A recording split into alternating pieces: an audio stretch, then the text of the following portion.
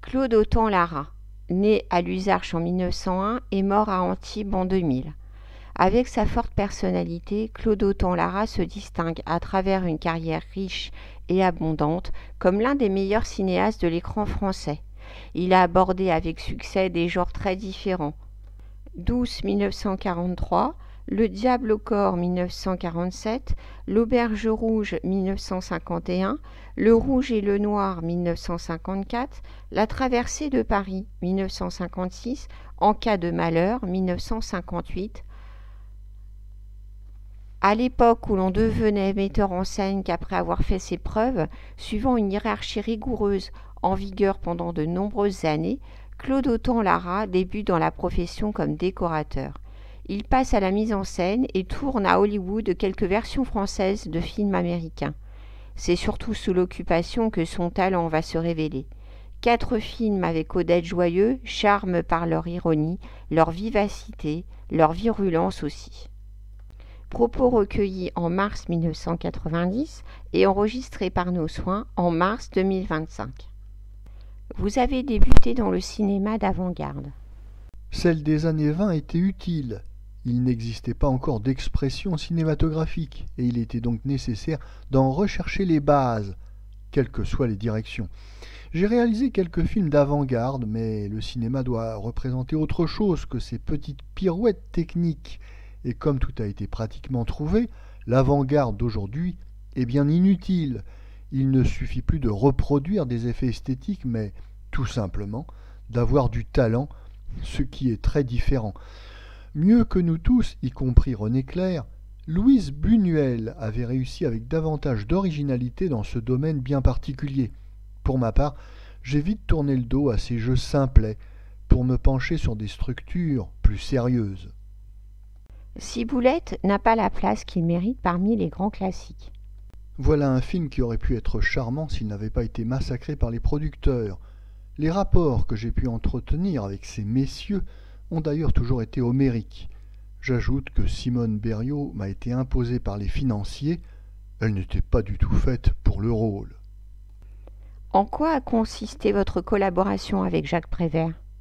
Nous avons essayé de tirer d'une histoire complètement imbécile le maximum de notation poétique.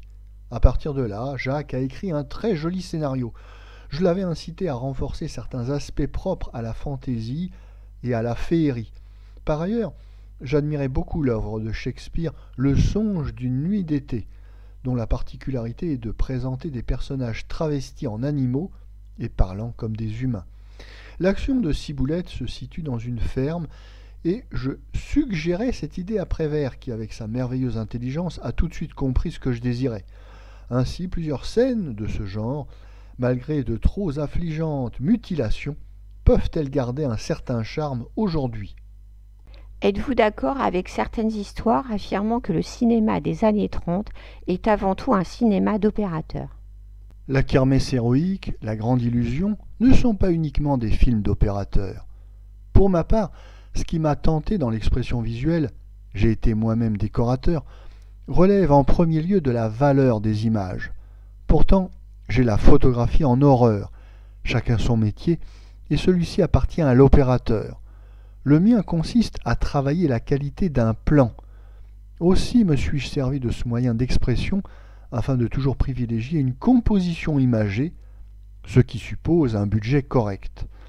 L'opérateur de Ciboulette, Kurt Guéron, a œuvré d'une manière fabuleuse, mais il n'y avait pas que lui. Armand Tirard et Christian Matras ont laissé également des noms dans l'histoire du cinéma. Dernièrement, la munificence avec laquelle ont été traitées certaines images de Barry Lyndon, le film de Stanley Kubrick, m'a particulièrement séduit.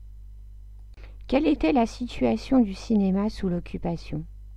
Le cinéma évoluait enfin en dehors de toutes influences néfastes. Cette période correspondait en effet au départ des Juifs. De plus, le teneur en titre du monopole cinématographique, je veux parler de l'industrie américaine, la pire du monde, était interdit des écrans. Le vrai cinéma français prenait tournure. Dénués de toutes impositions, nous étions donc, Jacques Becker, Henri-Georges Clouzot et quelques autres, à être des Français libres désormais, dans leur création. Nous n'avions plus à nous occuper des normes auparavant en vigueur, qu'elles soient européennes ou internationales. Le cinéma, à travers les années, aurait dû garder cette autonomie et se placer à part du courant commercial juif. Il s'en serait mieux porté. Souvent et spécialement dans vos films des années 40, vous privilégiez le temps passé. Quelle en est la raison? Il suffit que l'intrigue rejoigne les problèmes des temps modernes, en entretenant des relations étroites, pour qu'elle soit ancrée dans la réalité contemporaine. En fait, il n'existe que deux sortes de films, ceux qui sont intelligents et ceux qui ne le sont pas. Une distinction aussi simpliste d'apparence est pourtant à la base de la qualité artistique. Le reste est une question de goût. Depuis longtemps, j'éprouve une véritable passion à l'égard de Stendhal. Au moment de réaliser Le Rouge et le Noir et Lucien Leuven, je me suis arrangé pour que certaines idées de l'intrigue touchent directement l'actualité.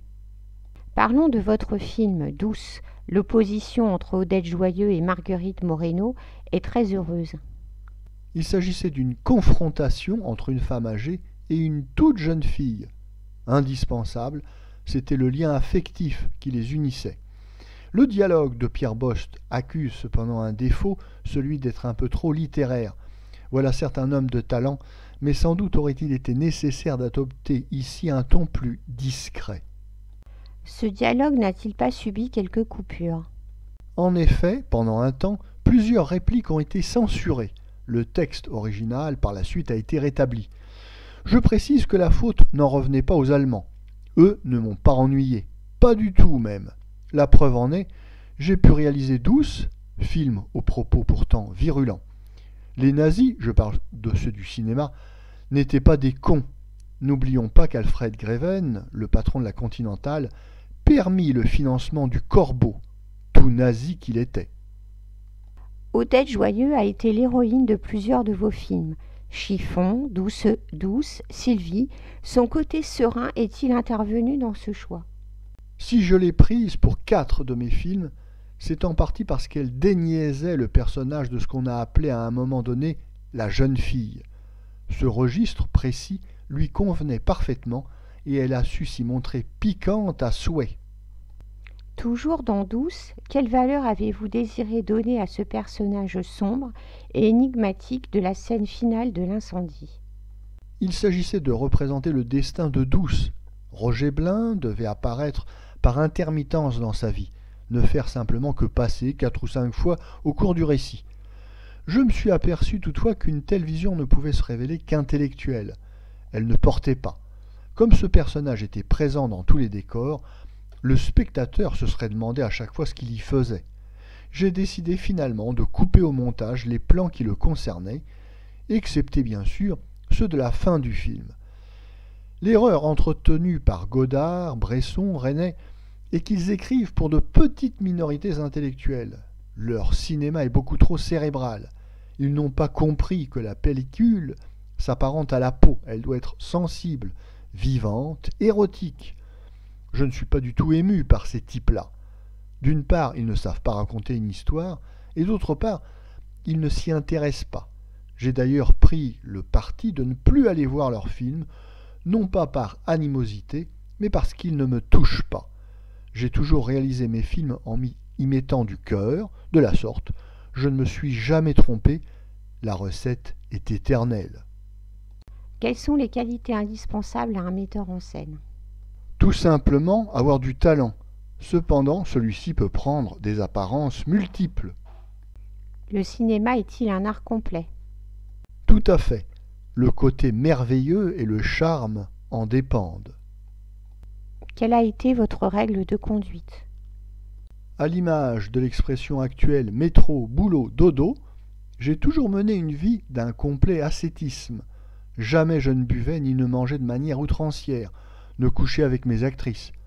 Mon métier était ma vraie raison de vivre, ma passion.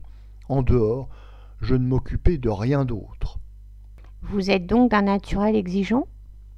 Je le suis d'abord envers moi-même pour pouvoir l'exiger des autres. Je ne tolérais pas que l'on se conduise mal sur un plateau. Presque tous vos films ont été des succès commerciaux. Sans cela, je n'aurais pas mis en scène les 40 films que compte ma carrière. La recette miracle pourtant n'existe pas. Sinon, tous les producteurs seraient milliardaires. Il faut savoir rencontrer une audience, discerner le sujet qui plaira, s'entourer de bons comédiens et d'une équipe solide. Pour ma part, je vous assure avoir toujours œuvré au maximum, à 101%. J'ai fignolé chaque détail pour atteindre le meilleur résultat possible. Je faisais gagner de l'argent à tous mes marchands de pellicules qui savaient très bien ce que je pensais d'eux. N'ayez pas peur, je me suis toujours arrangé pour le leur faire sentir. Malgré tout, ils s'en moquaient. Voilà l'intelligence des Juifs. Ils pensent du mal de moi, je m'en fiche du moment qu'ils me rapportent du pognon. Sur ce point, je suis d'accord avec eux. J'aime les faisans, et surtout ceux qui me font travailler. Croyez bien que dans ce cas, je les préfère à un honnête homme qui ne crée rien. Je suis le seul, et la critique s'en rendra compte un jour ou l'autre, à avoir construit une carrière entièrement française. Le seul.